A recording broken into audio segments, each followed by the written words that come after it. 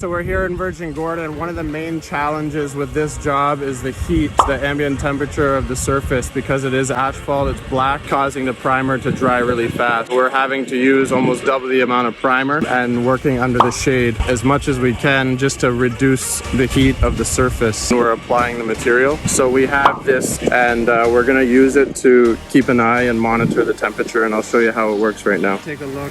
And you pull the trigger, it tells you the temperature is 132 degrees Fahrenheit on the asphalt. This rubber where we did some leveling is even hotter, it's 139.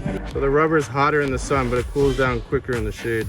130, so it's a little bit less. And then when you go under the shade, where we're working and applying the primer, 103 degrees, 101 degrees, so it's 30 degrees lower.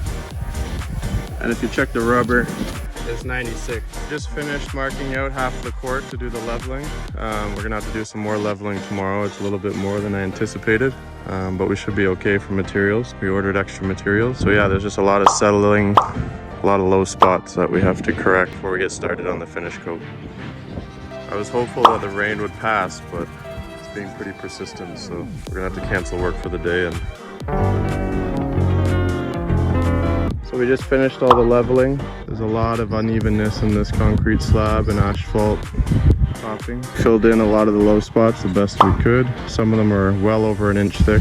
Some of them are about a quarter inch thick. So this basketball court is located in Virgin Gorda, and the government contracted us to resurface it with a rubberized coating. We recommended a rock and rubber coating for the surface. It's just more durable, more long lasting, and more cost effective to add the stone into the rubber mixture. It's gonna be a great playing surface. There was a lot of leveling and prep that we had to do on the court, but so far so good. It's gonna be a lot better than it was. It used to have an acrylic coating on it before. It's just not a very durable court surface. So this rock and rubber surface is a lot more durable, a lot more long lasting, a lot less maintenance. So we finished the two keys yesterday with the black stone and the blue rubber. Okay, so it's first day of our big pour, about 1,400 square feet, and so far so good. The weather's holding up. Biggest challenge on this job is the leveling. A lot of unevenness, so we're leveling it as we go, as well as the patches that we did. This is a black and dark brown stone mixed with black rubber. Over the halfway mark for the day. 3 more days like this after today. 346 minutes later. Super hot out here, working over top of the asphalt, taking our time. 1 nap later. Getting it as level as we can get it. All right guys, we did it. It took 5.5 hours for this pour. We have 3 more like it next week. Weather was great, can't complain. It's just, man, it's hot working on this asphalt. It's really hot, but it's looking good. All right, we had a bit of a complicated day. We started off with no electricity. We were using the generator for a bit. The electricity department cut off the meter. 2 more big days and all the stars aligned today. We had a really good day. One last big pour tomorrow. The weather held up for us today. We're just finishing up the rock and rubber now. About another half hour.